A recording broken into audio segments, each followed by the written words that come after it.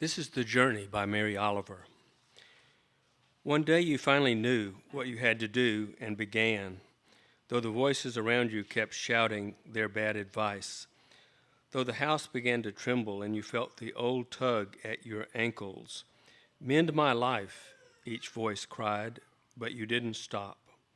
You knew what you had to do, though the wind pried with its stiff fingers at the very foundations. Though their melancholy was terrible, it was already late enough and a wild night, and the road full of fallen branches and stones.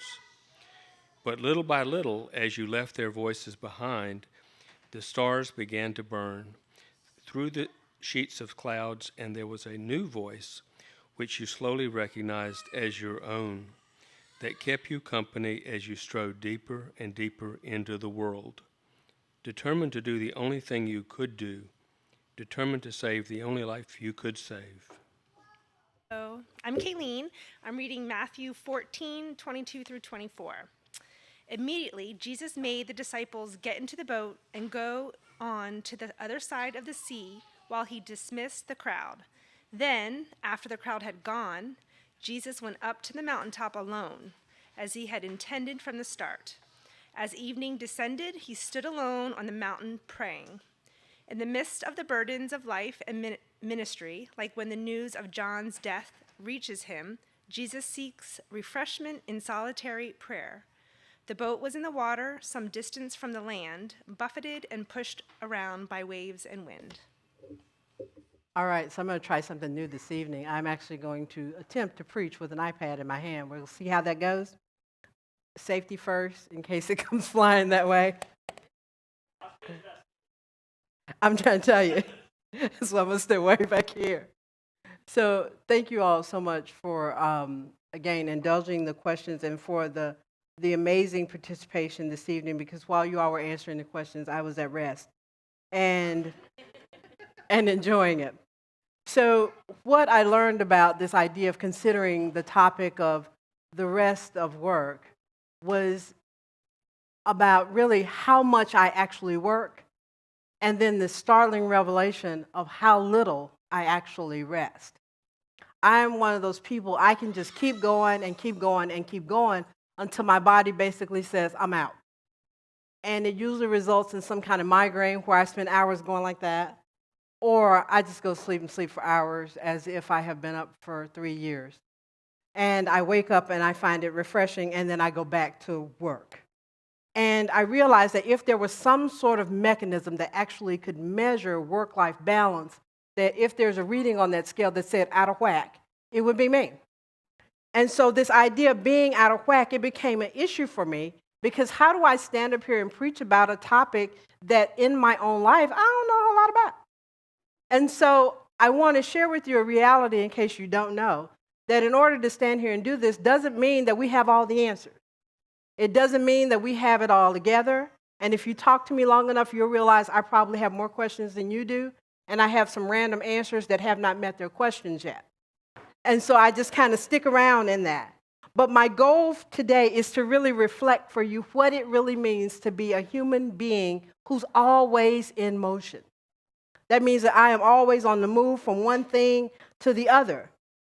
And I decided, what does this idea of the rest of work really look like?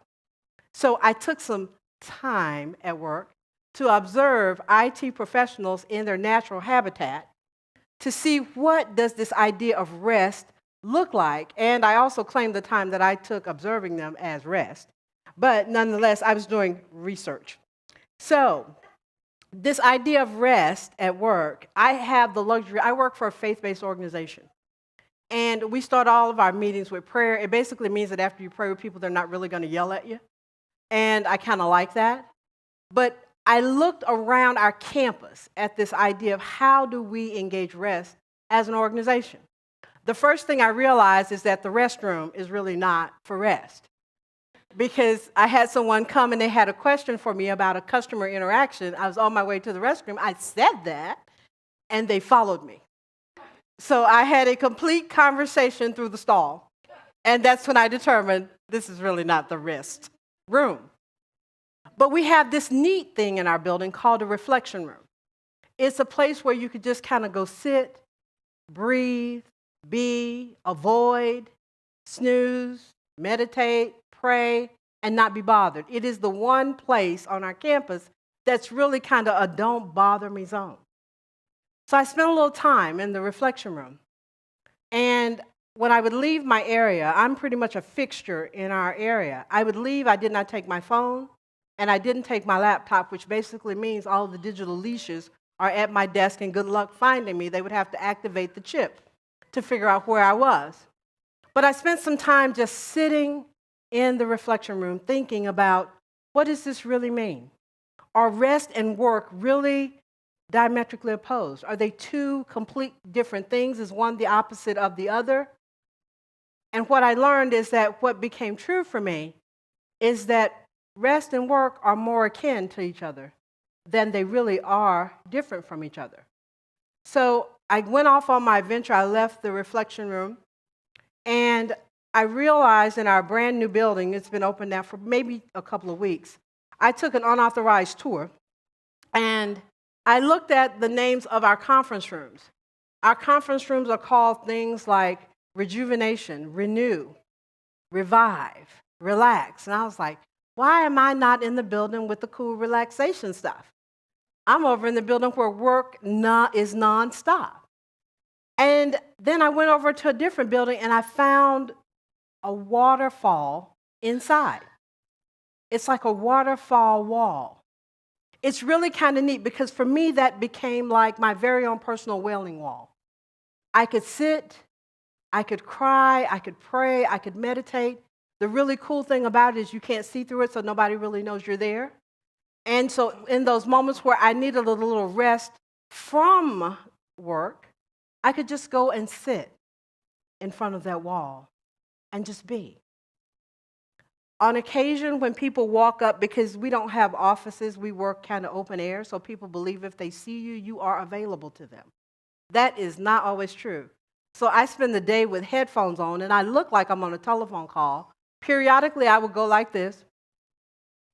I will point at my monitor if I see crowds of onlookers coming my way, because I figure, again, they're observing me in my natural habitat. I need to look busy. So I look like I'm on a call. My team now just kind of comes over, they just look, and they're like, you're not talking to anybody, are you? I'm like, I'm at rest. They're like, yeah, whatever, here's what I need. And we carry on from there. But here is the thing that I realize, is that it is indeed possible to experience this idea of rest and work in the same moment. It requires something of us. It requires a little bit of our willingness. It requires its own level of intention. You have to decide that this is something that you want to do. I have gone to the technological extreme where I've started to block time on my calendar. It looks like a meeting, which means you can't bother me. But I block that time to really just step away. Because when I step away, I realize that I come back differently. I come back with a very clear head. I've forgotten the last person that I really wanted to yell at. I have forgotten about the last angry email that I decided to read while I was in the middle of reading another angry email that I can't do anything about. But I realize when I come back to the activity of work, after having taken a few moments of rest, I am much better for the journey. So I said to myself, why not step away? Why not step away? That's email coming in right now. Why not step away from the thing that irritates us? Why not step away from the thing that causes our patience to be short? Why not step away for the thing that limits our level of unique compassion in any given moment? So I decided that there is the possibility of rest within the activity of work. I just have to set my own intention and protect that time. I realized that when we work in various different places, I've worked from home. I worked from home and I actually had a room set up in my house as a meditation room, and I did everything except go in the meditation room. I spent a lot of time in the kitchen, also known as the break room, with my coworker, which is also the dog. And what I realized is that working from home was probably more stressful than being in a building with a couple of thousand people.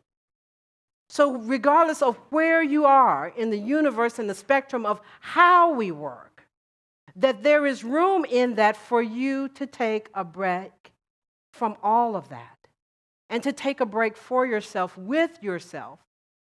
And I've learned to do this in a crowd of people. This is what this whole process has really taught me, is how can I take a break in the middle of a crowd of people and still look like I am attentive in the conversation? And I do that by just taking a deep breath. I do that by thinking about the faces of the people that I love. I do it by really considering why in the world am I here today, besides the fact that they give me money if I show up. Why? That's what I'm saying. This idea of rest in the same capacity as work is absolutely doable. It's absolutely true. It's absolutely available, and it is always possible. And here's the thing that I'll tell you. Don't tell anybody I told you. That it only works all the time. And it's up to you. When we look at everything in our lives, we are busy people. Busy doing, busy sitting in traffic, busy trying not to text and drive, busy at whatever it is that we are doing. But my hope and my prayer in the midst of all that I've shared with you and all that you've seen and heard is that there is nothing more important in your life than you. Take the 5 minutes. Take the breath. Take the walk. Go look out of a window. Do something that, as a child, it was the only time that I heard this word until recently. Use your imagination. And imagine what the world could be like if everybody that you could see would take that opportunity to take the break from that moment and take the break for yourself. My team jokes about it now. We refer to my taking a break as a safety mechanism, that I take a break so that they will survive. And so if that's what it means to them, then that's what it means to them. This evening, we have an opportunity to do something that we do each and every week, is we get to come to this table. We come to this table into the space where the work has already been done. The bread has already been shaped and formed and made with human hands. It was baked by a hands and a heart of love. We go back to the story of Jesus where he broke the bread. Man, every time. Yes. So, we go back to the time where he took this and he broke it. I hope it was easier for him. And he took the bread and he lifted it and he called it blessed. But here's the place of rest this evening. As you come to the table and you take a piece of this bread and you dip it into this cup, take a moment of rest in the presence of that which is broken and distributed into your life, that is poured into your life. And know that as you stand here in this space of rest, that there are a million things that are true. And the one thing that you can trust in your moment of rest is that you are standing in a place where no one will ever, ever, ever be turned away. So I invite you to come now. Know that the work has already been done. The hardest thing that you have to do is to move your body this way. And if you say to me, I can't do that, I will bring it to you. And we will observe together this moment of rest. And so it is.